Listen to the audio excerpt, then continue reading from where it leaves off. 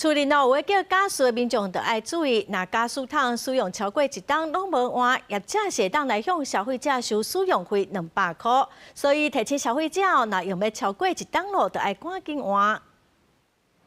台东液化石油气企业公司统计，台东县大约有挖2000户的加速桶，放伫厝内超过1年也未换，有300多户超过300日也未换桶。最近就陆续敲电话提醒消费者赶紧换，若无超过1年会加收200块的加速桶使用费。不过，真侪消费者拢唔知有这项规定。如果超过1年的话，这边会跟您收一个200块钱的使用费。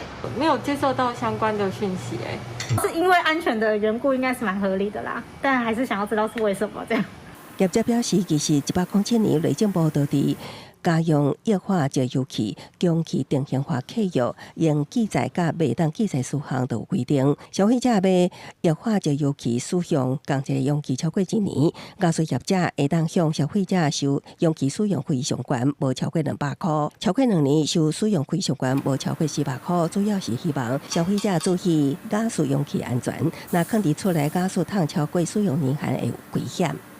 第一个是安全性的问题，那第二个就是长期使用。所以如果我们长期使用，再加放超至1年，会有200元的费用。那如果超过2年以上的话，会有400元的费用。